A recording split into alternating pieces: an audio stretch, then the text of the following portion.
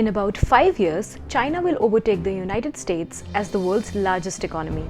Every newspaper, every think tank, every YouTube video will tell you the same thing when it happens. The Chinese century has begun. America is finished. The throne has changed hands. I'm going to tell you something different. China will become the world's largest economy, but China will not become the world's hegemon.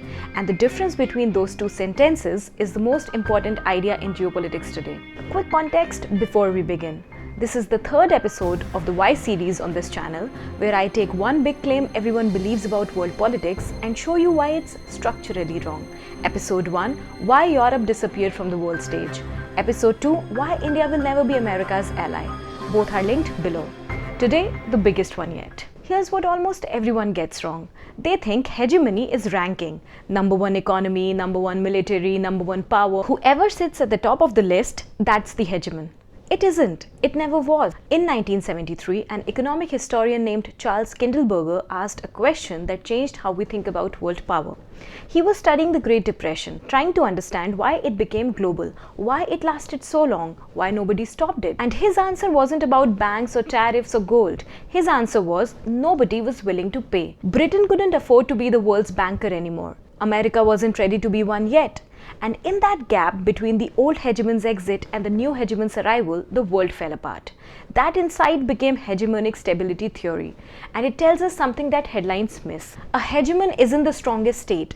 A hegemon is the state that runs the system and pays the bills for running it, provides the security, issues the currency, keeps the markets open, writes the rules, eats the cost. The question isn't whether China can be number one. The question is whether China can or wants to pay the bill.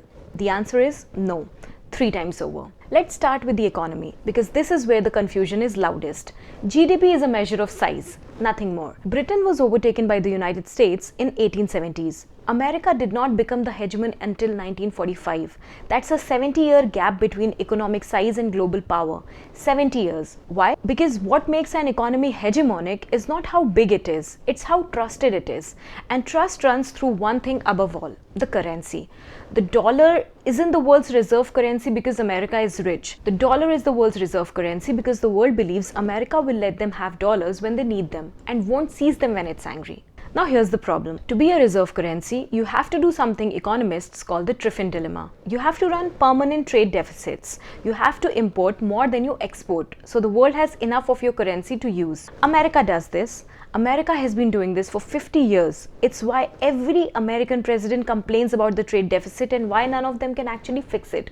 The deficit is the dollar's global power. China cannot do this and will not do this. The entire Communist Party's legitimacy rests on a model that is the opposite: exports, surpluses, production. To make the yuan a reserve currency, China would have to dismantle the very economic strategy that made China powerful in the first place. And it won't. But there's a deeper problem.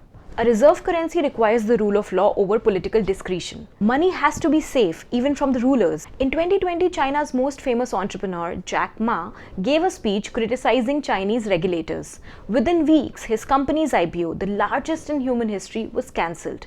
He disappeared from public view for 3 months.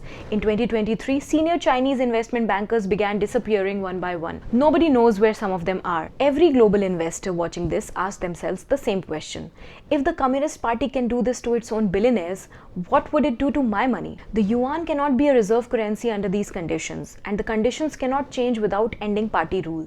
This is not a policy choice. This is a structural trap. China is the world's largest factory. It is not and cannot become the world's banker. And every hegemon in the history has been the banker, not the factory. The second story you hear is that China is building a new world order. Belt and Road Initiative, BRICS, the AIIB, the yuan-priced oil deals, a whole alternative system ready to replace the American one when the moment comes. This is wrong, and the reason it's wrong is small but devastating. China is not building an order. China is building a network, and these are two very different things. Susan Strange, one of the most important international political economists of the 20th century, argued that real power runs through 4 structures: security, production, finance, knowledge. Hegemony requires dominance in all 4 and not just one. By that test, here's what China actually has and what it doesn't. America has formal mutual defense treaties with over 50 states, soldiers willing to die for each other, bases, joint commands, decades of trust. China has one defense treaty. with North Korea, and that treaty is a burden, not an asset. Now think about what that means. When the bills come due on Belt and Road, and they are coming due in Sri Lanka, in Pakistan, in Kenya, the relationship doesn't deepen, it turns adversarial. Because Belt and Road was never a commitment, it was a contract. And contracts, when they go bad, don't produce allies, they produce debtors. You cannot build a world order out of debtors. You can only build a sphere of influence, and a sphere of influence is not hegemony. There's a second problem, and this one is almost embarrassing for Beijing. China imports 70% of its oil through the Strait of Malacca. The Strait of Malacca is patrolled by the United States Navy. Read that sentence again. The country that is supposedly going to replace America is eating because America's navy keeps the lights on. China is not building an alternative to American security. It is free riding on it.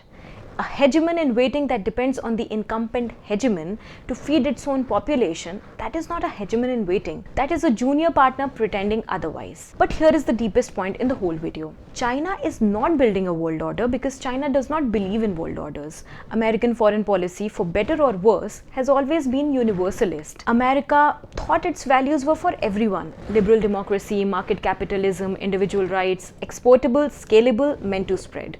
Chinese strategic culture is the opposite. It's civilizational, particular, tianxia. All under heaven is a Chinese order with China at the center and tributary relationships around it. It has never been a universal model. It has never been meant for export. A power that does not believe its model is universal cannot create a universal order. It can only create a regional hierarchy. America built an order and invited the world in. China is building a network and charging admission. These are not competing visions of the same thing. They are different things entirely. And now the last story, which happens to be the most interesting one. That is civilizational.